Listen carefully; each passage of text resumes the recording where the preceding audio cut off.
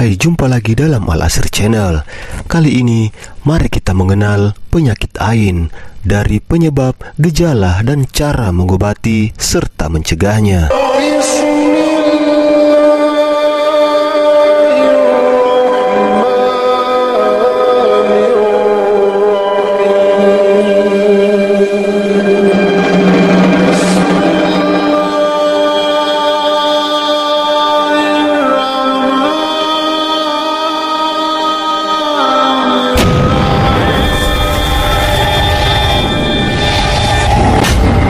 Penyakit ain merupakan salah satu dari penyakit yang paling banyak disebabkan oleh hati manusia. Penyakit ain merupakan salah satu di antara berbagai kekuatan supranatural negatif yang sudah ada sejak zaman Nabi dan Rasul. Dalam ajaran Islam, penyakit ain merupakan salah satu dari penyakit yang disebabkan oleh hati manusia. Penyakit ain ini ternyata sangat berbahaya. Rasulullah pun sampai meminta pertolongan kepada Allah agar terhindar dari penyakit ain.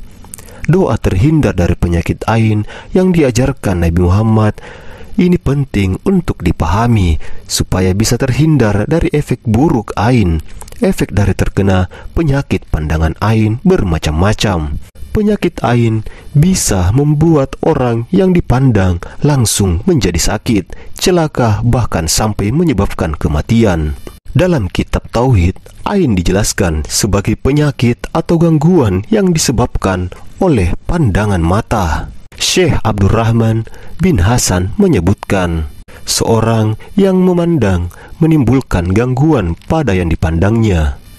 Para ulama juga banyak yang menyebutkan penyakit ain dalam beberapa ayat, seperti misalnya yang pertama, ain merupakan pandangan kagum atau takjub disertai dengan rasa iri dengki dari seseorang yang memiliki tabiat buruk yang mengakibatkan adanya bahaya pada orang yang dilihatnya.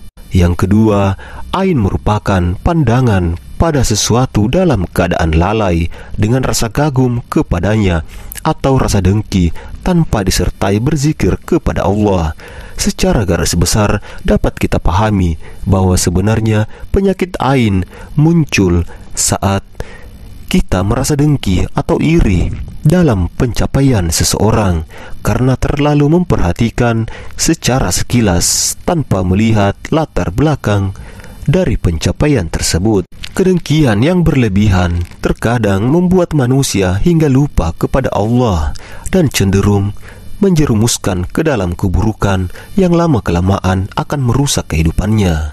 Ada beberapa penyebab penyakit ain. Yang pertama, kekaguman yang berlebih dan berujung dengki tanpa mengingat Allah dengan berzikir. Yang kedua, rasa iri yang timbul dalam pandangan diri seseorang yang tumbuh menjadi kedengkian dan berpotensi untuk mencelakakan orang tersebut. Begitupun dengan gejala ain. Terdapat beberapa gejala. Yang pertama, cepat berkeringat di malam hari.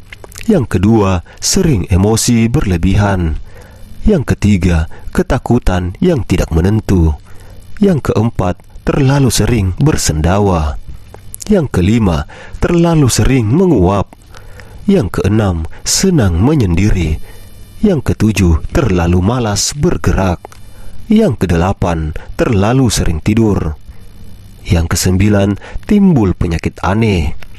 10, sering sakit kepala. Yang ke-11, wajah terlihat lebih pucat. Yang ke-12, sering buang air kecil. Yang ke-13, nafsu makan menurun. Yang ke-14, hati terasa mati. Yang ke-15, suhu tubuh seperti orang demam. Yang ke-16, jantung yang berdetak tak menentu. Ada penyakit, pasti ada obatnya. Walaupun penyakit ain ini lebih berbahaya dari santet, inilah obat dari penyakit ain atau cara mengobati penyakit ain. Yang pertama yang bisa kita lakukan yaitu lakukan mandi dari air bekas wudhu orang yang menyebabkan ain. Namun sayangnya kita tidak tahu siapa yang telah memuji memuji kita dengan keadaan baik ataupun buruk, itulah yang menjadi masalah. Nabi memerintahkan Amr bin Rabi'ah untuk berwudu dan menyiramkan air wudunya kepada Sahal yang terkena ain. Lalu Nabi Muhammad SAW memerintahkan Amir untuk berwudu. Lalu Amir membasuh wajah dan kedua tangannya sehingga sikunya, dan membasuh kedua lututnya dan bagian dari dalam sarungnya. Lalu Nabi memerintahkannya untuk menyiramkannya kepada Sahal. Hadis riwayat An-Nasa'i.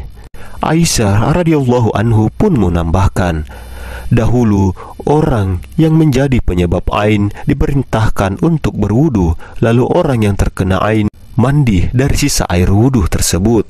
Hadis riwayat Abu Daud. Sebagaimana hadis dari Ibnu Abbas, Nabi Muhammad bersabda, ain itu benar adanya. Andaikan ada perkara yang bisa mendahului takdir, maka itulah ain.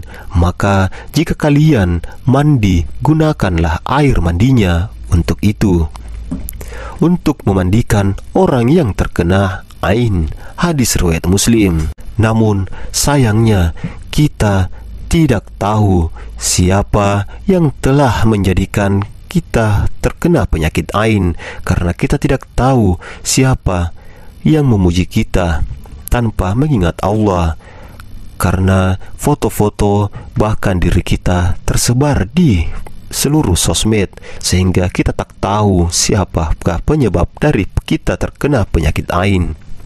Yang kedua, lakukan ruqyah syariah. Wahai Rasulullah, Bani Ja'far terkena penyakit ain, bolehkah kami minta mereka diruqyah? Nabi menjawab, iya boleh, andaikan ada yang bisa mendahului takdir, itulah ain. Hadis riwayat Tirmizi. Terdapat beberapa cara meruqyah orang yang terkena ain, yakni dengan membacakan doa yang ada dalam hadis.